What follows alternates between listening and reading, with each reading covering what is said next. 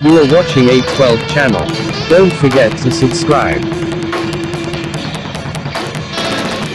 विरुद्धमा र जनताको जनमतका विरुद्धमा सम्पूर्ण प्रतिक्रियावादी शक्तिहरू एक ठाउँमा उभिएर हार्ने जति पराजित हुने जति देश अगाडि बढाउने कुनै स्पष्ट नीति र विचार नभएकाहरू र साह्रै धेरै अलमलमा परेकाहरू अब जनताबाट जित्न सकिँदैन, लोकतान्त्रिक स्वस्थ प्रतिस्पर्धाका माध्यमबाट नेकपा एमालेलाई जित्न सकिँदैन भनेर बडो सोची विचारिकन निष्कर्ष निकालेर त्यो निष्कर्ष निकाल्नेहरू नेपालभित्र मात्रै छैनन्, नेपाल बाहिर पनि छन्।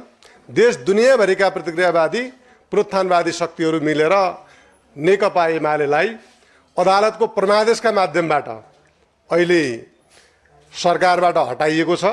परमादेशको सरकार जारी छ। जनताबाट निर्वाचित सरकार विपक्षमा छ।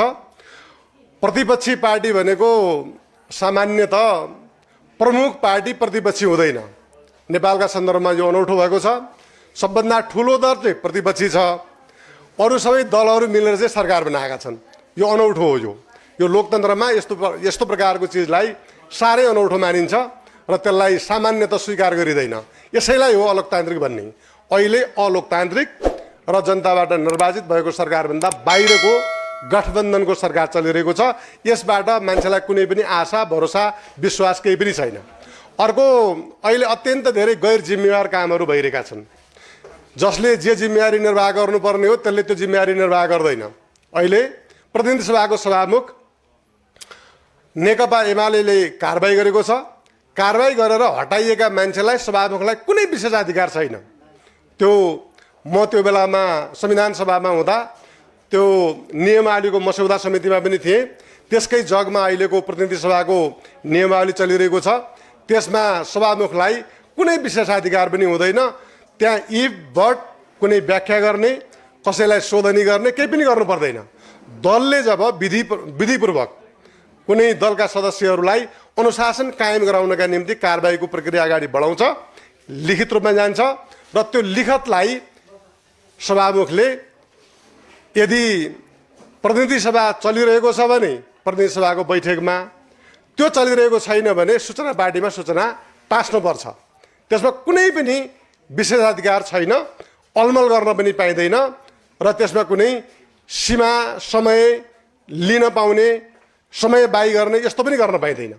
तर अब त्यो के भएको छ त भन्दा नेकपा एमालेलाई विभाजित गर्नु छ।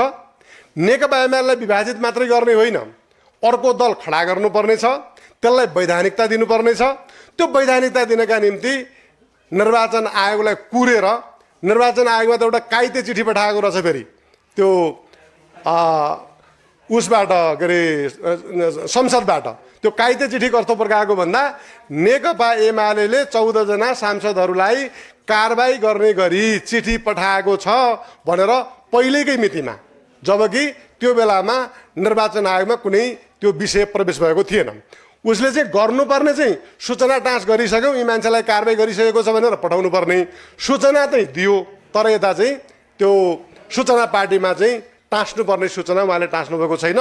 यसले सभामुख के हुनुहुन्छ त अहिले?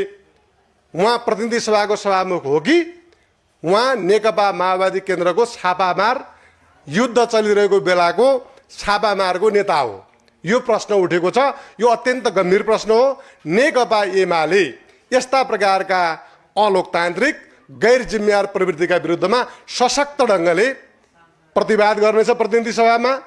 यो भनिरहँदा म अर्को कुरा पनि के सम्झाउन चाहन्छु भने नेकपा एमाले अहिले पनि सरकारमा छैन, प्रतिनिधि सभामा प्रमुख पार्टी हो, पहिलो पार्टी हो। त्यो पहिलो पार्टीलाई अनादर गरेर, यस्ता गैर जिम्मेवार कामहरू गरेर, षड्यन्त्र गरेर, जालझेल गरेर रोक्न सकिन्छ, जनताको जनमत प्राप्त गर्न सकिन्छ भन्ने कसैलाई लागेको छ भने त्यो दिवा सपना हुनेछ। हामी राजनीतिक रूपमा प्रतिवाद गर्नेछौँ र कानुनी रूपमा पनि यसको उपचार खोजिनेछ। अब ऋषिजीले अर्को सोध्नु भएको थियो, के सोध्दै हुन्थ्यो मलाई भने अब अध्यादेशको कुरा अघि पनि प्रसङ्ग आयो, पार्टी विभाजनको कुरा। मभन्दा ठिक अगाडि बोल्ने सोम पाण्डेजीले भन्नुभयो, उहाँ पार्टीको केन्द्रीय सदस्य हुनुहुन्छ। पार्टीको केन्द्रीय सदस्य कहाँ हुनुहुन्छ भन्ने प्रकारको कुरा भन्न नसक्ने अवस्थामा हुनुहुन्छ। यस सन्दर्भमा म थोरै तपाईँहरूलाई के विश्लेषण सुनाउँ भने अहिले अनेक प्रकारका षड्यन्त्रकारीहरूले नेकपा एमाले भित्र आँधी हुरु सिर्जना भयो। आँधी र हुरीको बेलामा सिक्वेन्सहरू चाहिँ भत्किन्छन्। पुराना जो सिक्वेन्सहरू हुन्छन् नि ती भत्किन्छन्। जो मान्यताका हिसाबले, मूल्यका हिसाबले, नीति र उद्देश्यका हिसाबले, लक्ष्य र ध्येयका हिसाबले जो परिपक्व हुँदैन, जो स्पष्ट छैन, विभिन्न कारणले विभिन्न पदहरूमा पुगेको छ, ती पदमा पुगेका कारणले गर्दाखेरि मान्छे सही भएर उभिन सक्ने होइन। उभिन केले सक्छ त भन्दा त्यो लक्ष्य र उद्देश्यले हो, सिद्धान्तप्रतिको प्रतिबद्धताले हो, त्यसप्रतिको स्पष्टताले हो। जो मान्छेहरू नीतिमा विचारमा परिपक्व थिएनन्, अहिले नेकपा एमालेमा यो अलिकति आएको आँधी हुरीहरूले चलाइदिए। त्यो आँधी हुरीमा उहाँहरू चाहिँ कता हो, कति यस्तो भएका छन्, कति ढलेका छन्, कति लडेका छन्, पुनः उठेर अगाडि बढ्न नसक्ने गरी ढलेको स्थिति पनि छ। त त्यसैले म यसमा के भन्न चाहन्छु त भन्दाखेरि अध्यादेश जो सरकारले ल्यायो, पहिले पनि अध्यादेश आएको थियो। यहाँ नेताहरू हुनुहुन्छ, हाम्रो मिन्जी यहाँ हुनुहुन्छ, उहाँहरू के भन्नुहुन्थ्यो त्यसलाई भने प्रतिगमन। यदि केपी ओलीले ल्याउनु भएको अध्यादेश प्रतिगमन थियो भने यो अहिले ल्याएको चाहिँ कति गुणा बढी प्रतिगमन हो त। त्यो बेलामा त भएको संसदले बनाएको जुन कानुन थियो त्यसमा 40% केन्द्रीय कमिटीको र प्रतिनिधि सभाको 40% भयो भने दल विभाजन गर्न पाइने त्यो व्यवस्था थियो। त्यसमा वा हटाइएको थियो, एउटातिर ल्यायो भनेपछि पुग्ने बनाइएको थियो। त्यो कसले बनाएको कानुन थियो त भन्दाखेरि त्यो संसदले बनाएको कानुन थियो। अहिले त्यति मात्रै भएको छैन, 20% पुर्याइएको छ, अर्थात् हिसाब गरिएको छ। माधव नेपाललाई पार्टी विभाजन गरेर वैधानिकता दिनका लागि कति सङ्ख्या चाहिन्छ। मैले पहिले पनि भनेको थिएँ एकपल्ट यस्तै मिडियाहरूमा, अब यो अध्यादेश आउँदैछ कति प्रतिशतवाला ल्याउलान् भन्दा माधव नेपालले जति पुर्याउन सक्नुहुन्छ, यदि 20% पुर्याउन सक्ने खालको स्थिति भएन भने 15% भए पनि त्यो 15 ल्याउँथ्यो। भनेपछि यस प्रकारले ल्याइएको छ। र त्यो कसरी ल्याइएको छ भने अध्यादेशको सिद्धान्त विपरीत। अध्यादेश भनेको संसद नचलिरहेको बेलामा कुनै काम गर्नै पर्ने भयो, नगरी नहुने भयो, त्यस्तो अवस्थामा बाधा पर्ने भयो, व्यवधान पर्ने भयो, देश अगाडि बढ्नै पर्ने भयो, त्यहाँ समस्या पर्ने भयो भनेपछि मात्रै अध्यादेशको सिद्धान्त त्यहाँबाट आएको। म कानुनको विद्यार्थीका हिसाबले पनि त्यो भन्न चाहन्छु। अध्यादेशको सिद्धान्त विपरीत र संविधानको व्यवस्था विपरीत, कानुनी सिद्धान्तको व्यवस्था विपरीत यो अध्यादेश ल्याइएको छ। र अध्यादेशले फेरि माथि प्रतिनिधि सभाको मात्रै कुरा होइन, यो त्योभन्दा खतरनाक काम यसले गरेको छ कि स्थानीय तहका प्रतिनिधिहरूले पनि 21 दिनभित्र दल रोज्न पाउने। एउटा दलबाट निर्वाचित भएर आइसकेको मान्छेलाई प्रदेशमा पनि रोज्न पाउने, स्थानीय तहमा पनि रोज्न पाउने भनिएको छ। जबकि त्यो बेलामा म मस्यौदा समितिमा थिएँ, त्यो संविधान सभाको, हामीले तल यसरी दल विभाजित गर्ने प्रकारको त्यहाँ प्रश्नलाई त्यहाँ निरूपण गरिएको छ। त्यो गर्न हुँदैन। माथि सङ्घीय संसदमा यदि विभाजन भयो र आधिकारिकता प्राप्त गर्नका निम्ति त्यो व्यवस्था राख्यो भने तलको लागि राख्नु हुँदैन भनिएको थियो। त्यो किन थियो त भन्दा एउटा प्रसङ्ग म यहाँ तपाईँहरूलाई जोड्न चाहन्छु। 15 सालमा जब विश्वेश्वर प्रसाद कोइरालाको 2/3 बहुमतको सरकार गयो, बिपीले पछि समीक्षा गर्नुभएको छ किन त्यो बेलामा हामीले लोकतन्त्रलाई जोगाउन सकेनौँ भन्दाखेरि उहाँले समीक्षा गर्नुभएको छ, एउटा सेनामा हामीले पकड भएन, त्यसमा हाम्रो धेरै ठुलो कमजोरी भयो। अर्को, स्थानीय तहसम्म लोकतन्त्रलाई हामीले प्रवेश गराउन सकेनौँ, जरा हाम्रो कमजोर भयो। माथि लोकतन्त्र थियो तर तल हाम्रो गाउँमा जग थिएन, जसका कारणले गर्दा हामी माथि गरिएको कुका विरुद्धमा जनता उठाउन सकिएन। यो विश्वेश्वर प्रसाद कोइरालाले धेरै पछि निकाल्नु भएको निष्कर्ष हो। म नेपाली काङ्ग्रेसलाई प्रश्न गर्न चाहन्छु, अहिले नेपाली काङ्ग्रेस आफै आफ्ना मतिले, आफ्ना गतिले, आफ्ना विचारले, आफ्ना दृष्टिकोणले कुनै लक्ष्य र उद्देश्य बताएर के अब नेपाली काङ्ग्रेस चल्न सक्दैन? नेकपा एमालेलाई कमजोर तुल्याउनका निम्ति षड्यन्त्रको माध्यमबाट मात्रै एमाले कमजोर बनाएर देशको राजनीति गर्न चाहेको हो उसले लोकतन्त्रको भविष्य हेर्नुपर्छ कि पर्दैन? लोकतन्त्रका विश्वव्यापी मान्यताहरूलाई हेर्नुपर्छ कि पर्दैन? अघि पछि ठुल्ठुला लोकतन्त्रका कुरा गर्ने नेपाली काङ्ग्रेसले कति धेरै तर्सेको, कति धेरै डराएको। काङ्ग्रेसको इतिहास मैले अलिकति तपाईँहरूलाई पल्टाएर हेर्न म अनुरोध पनि गर्न चाहन्छु। एकैछिन सुन्नुहोस्। 54 सालमा वर्तमानसँग इतिहासको कुरा जोडिन्छ यहाँ। 54 सालमा पार्टी विभाजन हुँदाखेरि नेपाली काङ्ग्रेसले ठिक त्यसै गरिकन त्यो बेलामा स्थानीय तहका मान्छेहरू जहाँ गए पनि तिनीहरूको पद नजाने व्यवस्था गरेका थियो। भन्नुको मतलब काङ्ग्रेसको लोकतन्त्रप्रतिको निष्ठा छ कि छैन, आस्था छ कि छैन, विश्वास छ कि छैन। मैले त्यो विश्वास देखिरहेको छैन तथ्यबाट, भाषण गरेर आस्था प्रकट हुने होइन। त्यस कारणले म नेपाली काङ्ग्रेस अहिले जो सरकार सञ्चालन गरिरहेको छ त्यसलाई भन्न चाहन्छु, लोकतन्त्रका विश्वव्यापी मान्यताहरू त्यसमा अडियौँ। देश जोगाउने कुरा भनेको चाहिँ पार्टी बलियो बनाएर जोगाउने हो। नेपाली काङ्ग्रेस पनि विभाजित भएको थियो, हामी खुसी मनाएनौँ। नेपाली काङ्ग्रेसलाई विभाजित गर्नका निम्ति हामी लागेनौँ, कुनै भूमिका खेलेनौँ। तर दुई पटक नेपाली काङ्ग्रेसले नेकपा एमालेलाई विभाजित गर्नका निम्ति सुनियोजित ढङ्गले काम गरेको छ। यो लोकतन्त्रका विरुद्धमा षड्यन्त्र भइरहेको छ, जालजेल भइरहेको छ, जनमतका विरुद्धमा जालजेल भइरहेको छ। यो कुरालाई हामी अस्वीकार गर्छौँ।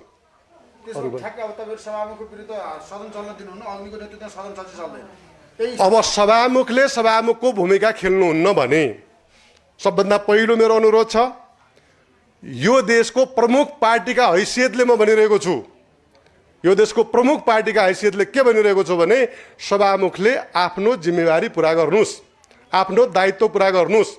त्यो सभामुखको कुर्सीमा उहाँ हुनुहुन्छ, त्यो सभामुख बनाउनका निम्ति हिजो हामीले नै उहाँलाई सभामुख बनाएको हो।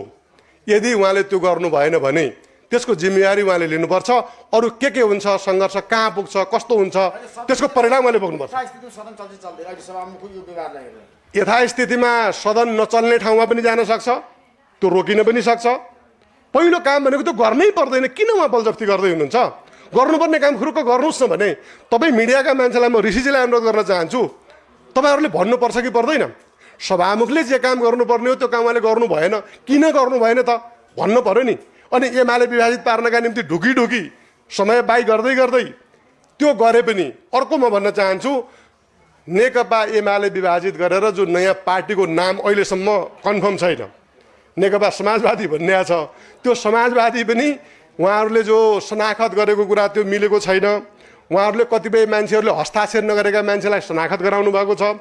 कारबाहीको प्रक्रिया गइसकेपछि त्यसको भिन्न परिस्थिति हुनेछ। त्यो पार्टीको बारेमा पार्टी त अर्को बन्ला, तर उहाँहरूले नेकपा एमाले जिताएका सांसद पद चाहिँ उहाँहरूको नरहने सम्भावना छ। हामी त्यसको कानुनी उपचार खोज्ने भनेका छौँ, हामी सर्वोच्चमा जान्छौँ त्यसमा पनि। त्यसैले यो अहिले तपाईँहरूले मिडियाका साथीहरूलाई मेरो विनम्र अनुरोध छ, केही दिनका लागि नेकपा समाजवादी भनिकन माधव नेपालले बनाउनु भएको त्यो चोइटोलाई त्यसको नामाकरण अहिले नगर्दा राम्रो होला। किनकि कन्फर्म भइसकेपछि जे नाम हुन्छ त्यो होला, त्यसमा हाम्रो केही आपत्ति छैन। किनकि पार्टी त उहाँले विभाजन गर्नुभयो। मैले पहिले पनि भन्दै आएको के हो भने विभाजन गर्नका निम्ति यो अध्यादेशवाला कुरा प्रमुख होइन, त्यो खालि त्यो के काम हो त त्यसको भन्दा हिजोका पद जोगाउनका लागि मात्रै अध्यादेश हो।